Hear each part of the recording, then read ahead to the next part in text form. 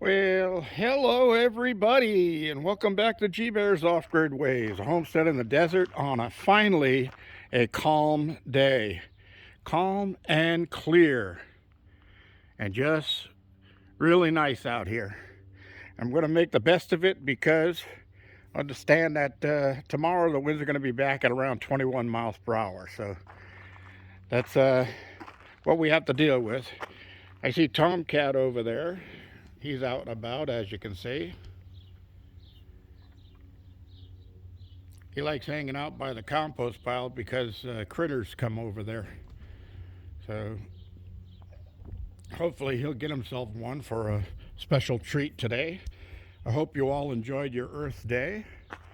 I did, sitting inside the cabin. I had a request that next time I'm forced to hunker down in the cabin, why not do a cooking show and cook something? Well, I might do that, but I also want to finish up the kitchen. I did finish one wall, but I wasn't going to show anybody any of that stuff until I got the whole kitchen completely done. And that's still on my list.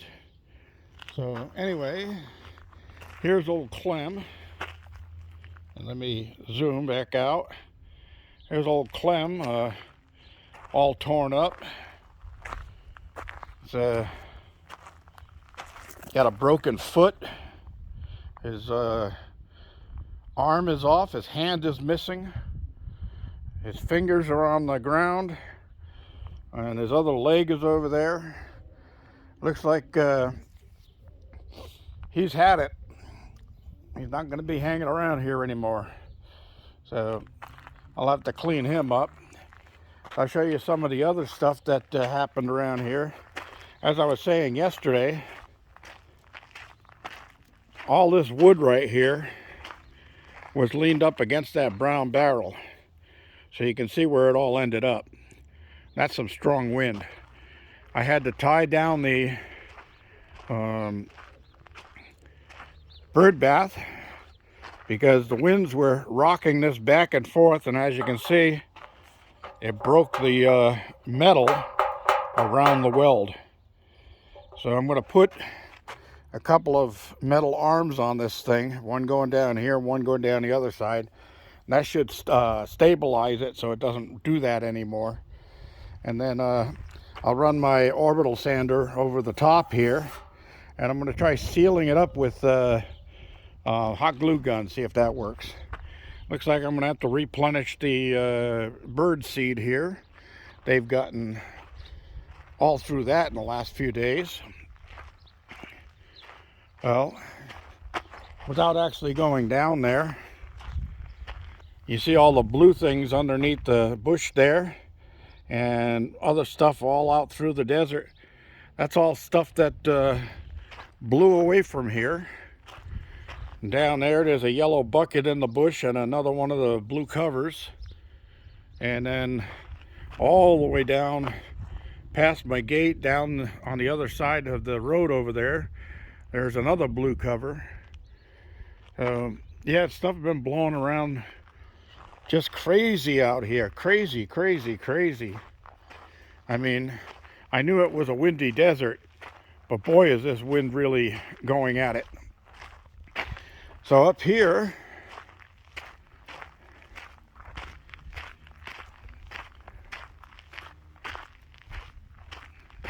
all the 2x6 pallet wood that I stacked up over here, some of it blew down, landed on the ground here. Yeah, I just opened all this up because I had to go feed the chickens and get everything squared away here again. It's just been one of those things, you know. What can you say? So anyway, trying to plot my day out here because the weather report says that the winds are going to come back tomorrow. But then the next day, Monday, is supposed to be calm again. So I've got, I collected a couple 100 gallons of water in the totes back there. And let's see if we can see them better from here. Yeah, there we go. So it's about 240 and 240, 480 liters. Anybody want to do the math? 480 liters. Okay. So over here, it tore the downspout off of my gutter and blew the water catchment pipe down onto the ground there. Actually, it was over here. I kicked it back up against the cabin to make sure it didn't blow across the desert. And I've got to take that tank down and refill it. And one of the things I was asked, and I may as well cover that, is that somebody wanted to know about my propane water heater setup. So I may as well cover that before I cut this video off. All right, so this is my propane shed. And these are 100-pound tanks, 25 gallons each. So I've got a Mark II and 3 and number 1. Okay, so number 2 and number 1 are empty. Number 3, if you feel these along the side, they'll be cool. It's better in the warmth. But when you really get the cold, right about there, that's when it really gets cold. So I've got just a little under a half a tank left in there. Now, without running the heater at night and all day, a whole tank of this will last me for a whole summer. So I'm not worried about running out. I've got plenty to last me until next payday. And then I'll run down and I'll fill number 1 up. And that'll be my backup. And I'll move number 2 out here to the fill location. And then once things settle down in the springtime and summer and things get going a little bit better, before next winter, I'll take number 2 down and refill that. And by then I'll be hooked up to number 1. And then I can take number 3 down and fill that up. So when I go into the winter, I go into the winter with 3 full tanks. This winter, I didn't do that. I went in with only 2 full tanks. So as you can see, I'm running a little bit low right now.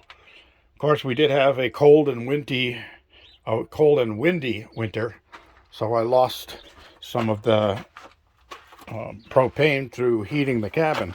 All right, so you need a two-phase regulator if you're going to be using the propane.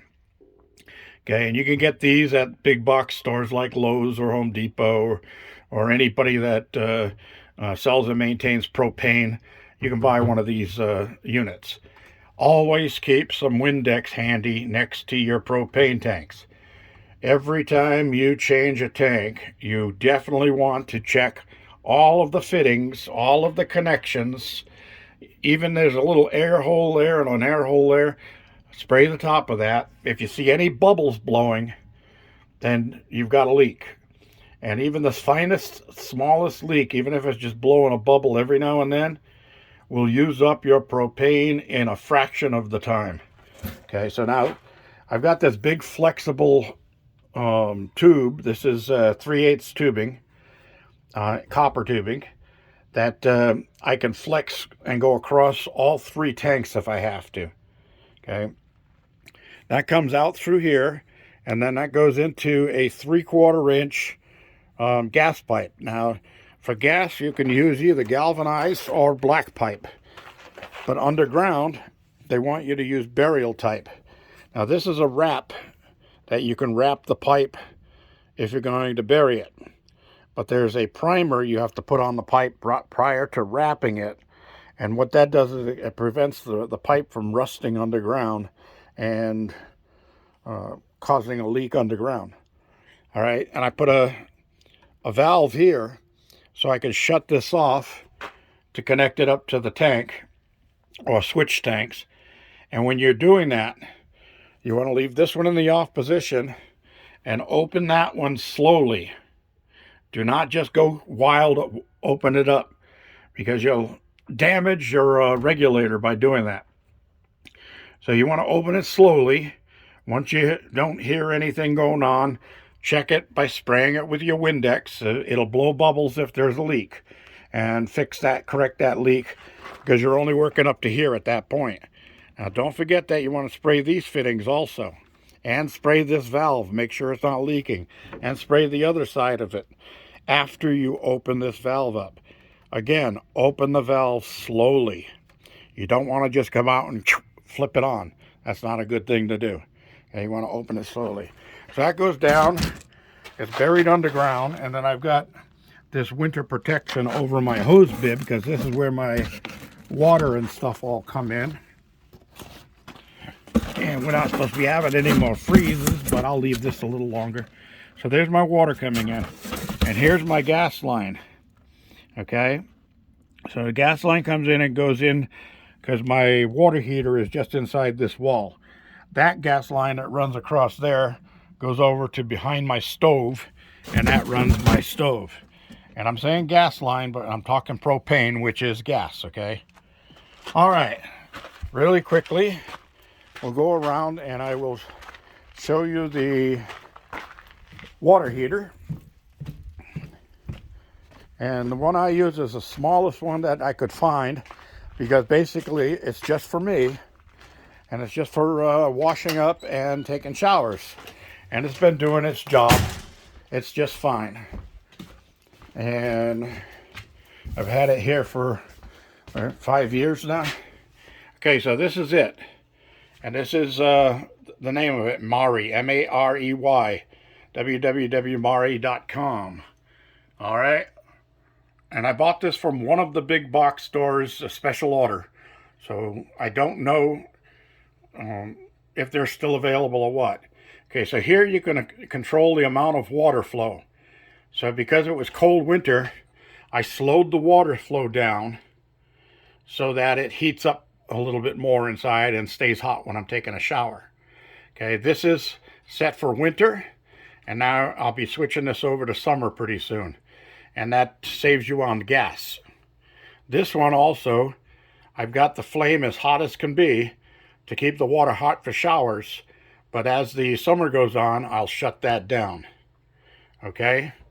So we don't have to have all that wasted gas and that stuff. Okay, so it's got your cold water inlet and your hot water outlet, and I put the little colored units on there to remind me. Here's my gas line. It requires a 1/2 inch gas line coming into it. And there's the gas line that comes into the cabin from outside that I just showed you. Okay, so you want to put a loop in the bottom of your gas line, and that's a condensation trap. So if there's any condensation buildup in the pipe, it'll settle in down at that point down there, and it keeps it out of your unit to keep it from corroding from the inside. That's B-type vent. That's double walled. As you can see here, it's thicker on the outside than it is on the inside. So even when this is running, this pipe stays pretty cool. It'll get lukewarm, that's about it. And I put those shields up there just to protect the bare wood that I have for a crown molding. All right. So also the gas runs this wall heater. Okay, and this is a Propane. This is 30,000 BTU, and boy does it do its job. And it's got a thermostatic knob on it. So I found out that on mine, I set it at number 2, and even on the coldest nights that we've had, it will keep the cabin at or around 70 degrees. So that's perfect. Got a little electronic igniter. This has a little electronic igniter built into it. So when you turn the water on, the igniter ignites the gas instantly. And this is where the batteries go to run the igniter. And it uses 2 D-cell batteries. And those two D-cell batteries, of course they're alkaline, but they've been in there since I first put this unit on. And that's got to be 5 years now. So they've been working for 5 years. So no, it doesn't use a lot of batteries to run this thing. So anyway, That's all I can say about the gas for right now. And I hope that answered your questions. This is G-Bear reminding you, don't forget thumbs ups down there and don't forget to subscribe. G-Bear signing off.